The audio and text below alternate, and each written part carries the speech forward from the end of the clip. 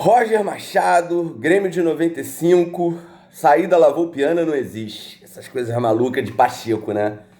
Sim, gente, sou assumidamente um Pacheco, tá? Minha cerveja preferida ainda é a Brahma, tá? Isso aqui não é uma propaganda, da mesma forma que eu vou falar aqui com vocês. Gente, por que saída lavou o piano não existe, né? O futebol, como nós conhecemos hoje, tá? Ele se consolidou plenamente, tá? Há poucas décadas, digamos assim, mais ou menos aí, digamos, desde que essa história começou, lá entre os britânicos, mais ou menos nos anos 30, mas ele se consolida mesmo pro final dos anos 40, né? E o que existia? Não existia esquema tático no futebol, né? Não existia, né? A unificação, assim, de um código de regras bem estabelecido, né? A mesma regra do impedimento mudou, né? E aí eu vou querer colocar para vocês uma coisa que é o seguinte: por que inventam essas terminologias aí na grande mídia? Saída lavoupiana, transição ofensiva, transição defensiva, rebimboca do caboletê, extremos, corredor interno, né? Giroscópio, não sei o que. Saída lavoupiana parece alguma coisa assim, alguma coisa da física quântica, né? Assim, da mecânica matricial, da lógica paraconsistente, né? Assim, enfim. Não, é uma coisa muito simples, é a chamada saída de três, que estão chamando hoje de saída de três. Gente, a minha hipótese é a seguinte: nós estamos até hoje discutindo as variações do WM, que é de fato o primeiro sistema tático, né? E tem um livro, é porque essa galera esconde as suas referências, né? E a galera da grande mídia tem um livro que eu gostaria de recomendar, que é o livro A Pirâmide Invertida, que é do Jonathan Wilson, um historiador britânico, e em que ele mostra, eu acho que é muito centrado na Europa, ele fala um pouco do Brasil, discordo de alguns pontos de vista dele, né?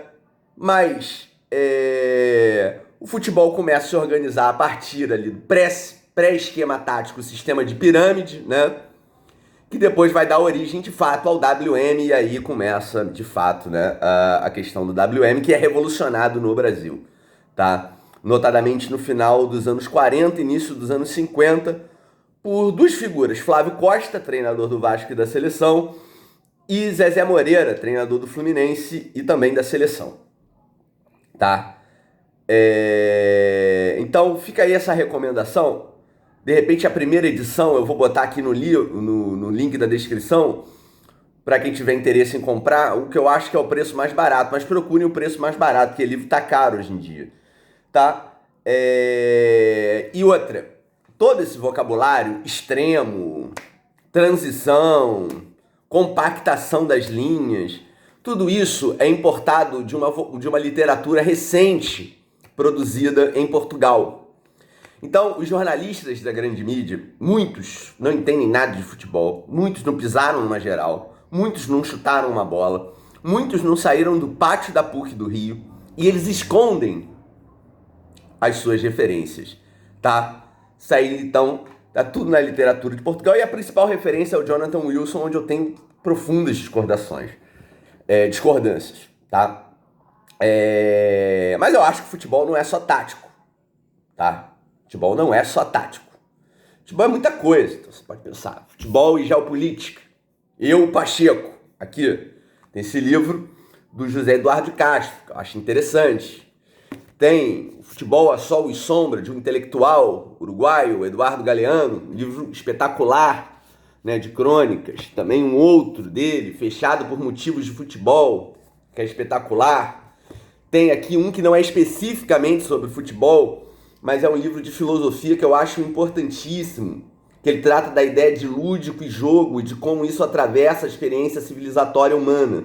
Não é especificamente sobre futebol, mas é uma referência na área, né, aí de quem estuda educação física e filosofia, a relação entre filosofia e educação física, que é o Homo Ludens, de um autor alemão, Johann Huizinga, tá? No Brasil, nós temos, por exemplo, Nome do Estádio, Mário Filho, irmão do Nelson, uma obra importantíssima, O Negro no Futebol Brasileiro, prefaciado por Gilberto Freire, que escreveu pouco sobre futebol, mas o que escreveu foi fantástico, né? Tem aquele artigo seminal dele, né? Do futebol mulato, sobre a participação do Brasil na Copa de 38, é importante para entender certas peculiaridades do futebol brasileiro.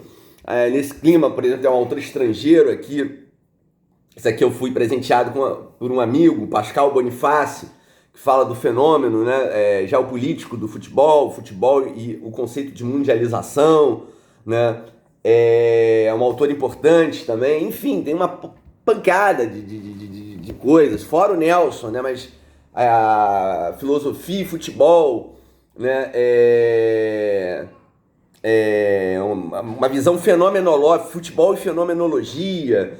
Enfim, eu tenho uma série de referências aqui sobre futebol, fora o Nelson, que eu nem quis trazer aqui, com as Sombras das Chuteiras Imortais, né? Mas A Pátria de Chuteiras, eu acho que está disponível aí na internet para quem quiser ler. Carlos Drummond de Andrade, Quando é Dia de Futebol. As Coisas Maravilhosas do Futebol, também um outro grande livro, uma coletânea também de crônicas do Mário Filho. Enfim, existem muitas referências além do Tatiquês, que o pessoal bota aí para vocês. E um dia prometo fazer um vídeo para falar sobre isso. Vou pegar artigos, tá, de autores brasileiros e até estrangeiros também, que são sérios, que não vão te enganar, entendeu? Que eles vão falar de esquema tático, vou fazer discussões, alguns eu nem concordo muito, mas são pesquisadores sérios, tá? E diferente de alguns jornalistas da grande mídia que enrolam com um vocabulário, tá? Essas pessoas realmente falam sobre isso. Eu vou preparar um vídeo, vou tentar montar uma mesa de botão aqui também para mostrar, né, algumas coisas sobre sistema tático e por que eu sustento a hipótese de que nós estamos até hoje discutindo as variações do WM. Conceito de assimetria, se é diagonal do Flávio Costa, o WM diagonal, final dos anos 40, início dos anos 50, Brasil de 50, vice para o Uruguai, certo? E o que isso tem a ver com Roger Machado e o Grêmio? O vídeo vai ficar um pouco longo, vou botar como estreia. Gente, a verdade é a seguinte, por que o Roger não busca inspiração num time, não sei se ele conhece? Vou pegar de cabeça aqui, tá? Darley, Arce Rivarola, o lateral esquerdo, quem era? Era o Roger, acho que era o Roger, não sei se ele conhece, não sei se você conhece o Roger, já viu o Roger jogar, Roger Machado? Esse Roger jogou no Fluminense também, mas como zagueiro, depois fez o gol do título, não sei se você lembra dele, Roger Machado. Tem Tildinho, Goiano, Luiz Carlos Goiano, Arilson e Carlos Miguel completando o meio. Paulo Nunes e Jardel na frente. Você vai, ponto, escalou um timaço aí, ô Teixeira. Não escalei um timaço. Na época não era um timaço. Se tornou um timaço pelas conquistas que teve. E pela coerência do gênio e renegado. O Brasil é iconoclasta, odeia o seu gênio, chamado Luiz Felipe Scolari. Tá? Que penou na vida também, até ganhar aquele primeiro título contra o Criciúma, que tá completando 30 anos agora. Penou na vida, né, até conseguir sucesso. Demora, vida de treinador demora. Achei que o Roger ia estourar no Fluminense. Tomara. Mas com certeza vai estourar depois. Que é um bom treinador. Só não tá dando muito certo até agora, mas vamos torcer para melhorar. Vai estourar no Flusão, vai ganhar título esse ano. E esse time que eu escalei, ele foi campeão da Libertadores em 95. Cara, sabe quem era o time da moda? E milionário, tinha um patrocínio milionário? O Palmeiras, cara. Pegando de cabeça aqui, tinha Valber, não aquele que jogou no futebol carioca, mas um Valber fez parte do Corinthians. E antes, se não me engano, do trio Caipira. Era Leto, Valber e Rivaldo. Aí, se não me engano, eles foram pro Corinthians, ou só o Valber e o Rivaldo, e perderam a final do Brasileiro pro Palmeiras. O Corinthians tinha um bom time. Rivaldo que tinha começado lá no Santa Cruz. Mas o Palmeiras de 95, o Grêmio eliminou. Acho que tanto na Copa do Brasil como na Libertadores. Jogou 5-0 no Olímpico e depois 5-1 no Parque Antártica. Mas o Palmeiras era o time da moda. Milionário, tinha Cafu, Roberto Carlos, se não me engano tinha Flávio Conceição, Rivaldo, Zago. Enfim, era um timaço. O treinador não era mais o Lucha, mas era o atual campeão brasileiro. Bicampeão brasileiro, jogando muita bola, o fino da bola.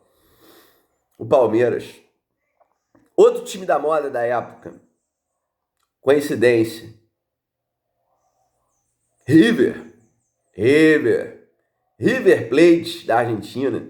Tinha um tal de Galhardo, jogava muita bola. E o Francescoli, uruguaio. Sou fã do Francescoli, a classe, a encarnação da classe do futebol uruguaio, né? Tinha também ali naquele time o Ayala, se não me engano já tinha o Zanetti. Tô puxando tudo de cabeça, tá? E esse time foi eliminado na semifinal pelo Atlético Nacional, que tinha Aristizábal, que fez uma excelente dupla depois com o Dodô, grande jogador colombiano, e o Ángel, que foi pro River, aí estourou, meu amigo. Aquela fase do River, que teve Galhardo. O River que seria campeão em 96, né? Da Libertadores. E o que aquele time tinha ali, cara? Tinha saída lavoupiana antes do Lavoupe. Meu Deus, se faz saída de 3 desde o WM, meus amigos. Eis a verdade. E como é que era a saída de 3 daquele time? O Arce, ele tinha muita qualidade no passe, né? Era o lateral direito, então ele saía mais pela direita. E aí o Dinho segurava com o Rivarola e o Adilson. Hoje Adilson Batista, técnico, né? E às vezes também o Roger saía um pouco mais pela esquerda. Só que o Roger não ia tanto no fundo como o Arce, né? Mas também era bom no apoio esse Roger. E defendia bem. Não sei se o Roger Machado conhece ele. Só que o Filipão não era bobo. Quando ele fazia isso, ele soltava os 2 laterais, certo? O Goiano voltava mais para a construção e tinha uma aproximação ali do Arilson, né? Jogava um pouco mais pela direita. O Carlos Miguel mais do meio para a esquerda, né? Tinha uma chegada boa também na frente. E o Paulo Nunes pendulando em torno da referência que era o Jardel. Também um renegado aí do Vasco. E o Paulo Nunes era um renegado do Flamengo. Não era um timaço, não. Se tornou um timaço. Carlos Miguel, nem sei de onde veio. Não sei se foi revelação do Grêmio e tal. Arce, ninguém conhecia Arce. Depois ele se tornou o grande Arce. Danley era o goleiro também, assim. Só que o Filipão, como é que ele fazia essa saída de 3? Então, esperto, ele alternava. Às vezes o Roger, que era um excelente lateral, procura, Roger Machado, esse Roger do Grêmio, para você dar umas dicas pro Egídio, de como ser lateral, porque esse cara era bom.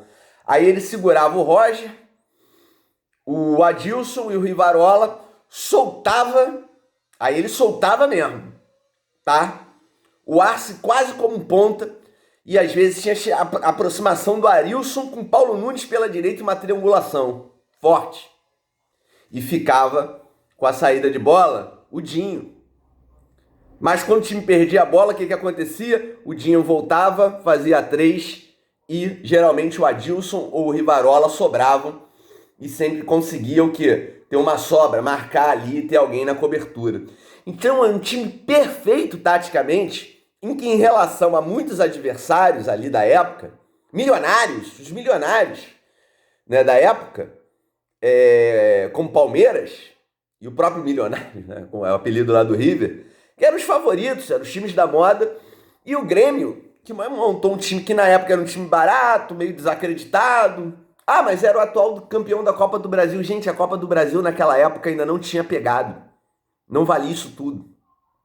Bom, valia a vaga na Libertadores. Sim, mas No início, os clubes reclamavam muito da Copa do Brasil. Ela demorou a cair no gosto do brasileiro. Mas aí, cara, eu acho que de repente, por exemplo, será que não dá para buscar uma inspiração nesse Grêmio de 95? Que eu não sei se o Roger conhece, né? Pega esses tapes aí, cara, da Libertadores, aí, esses jogos contra o Palmeiras, mesmo que perdeu de 5-1, depois que foi um jogaço também, o que ganhou de 5-0, as 2 finais lá contra o Atlético Nacional, tá? Pega os tapes dessa campanha, Roger, talvez você não conheça esse time, e de repente ali o Filipão te dá uma ajuda, esse lado esquerdo do Fluminense aí com o Egídio. Tinha um lateral lá, não sei se você conhece, mas pô, vem cá, Egídio, tinha um lateral no Grêmio, tal de Roger, que de repente, dá uma olhada aqui, cara, que de repente ele fazia uma função que eu acho que você consegue fazer, né? De repente o André pode ser um nosso Dinho, de repente o Martinelli pode ser um nosso Goiano, um Biel pode ser o nosso Paulo Nunes. Enfim, futebol não mudou muito, não. Já me falaram até que a bola mudou. Se a pessoa que fala que a bola mudou, eu paro, né, de discutir. Bom, a bola continua esférica. A forma é a mesma. Não vai mudar nunca. Assim como o círculo. Ninguém inventa o círculo. Ninguém inventa a roda. Ninguém vai inventar a esfera. Ela continua tendo a coerência geométrica dos objetos esféricos. O que mudou foi a matéria. Porque é da natureza da matéria mudar. Mudou o material. A bola continua mesmo. E o esporte, aí pelo menos,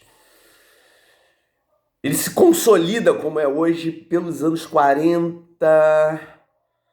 Anos 30 ainda era o sistema de triângulo, que os uruguaios vencem os argentinos na final. Mas ele se consolida mesmo nos anos 40. E estamos discutindo até hoje as variações do WM. Então fica a dica aí das leituras, tá? Teixeira é o Pacheco, dando dicas. Né? Minha pachecagem aqui, né? Continuo acreditando que não existe compactação das linhas, nem transição do caboletê, transição ofensiva, que existe a contra-ataque.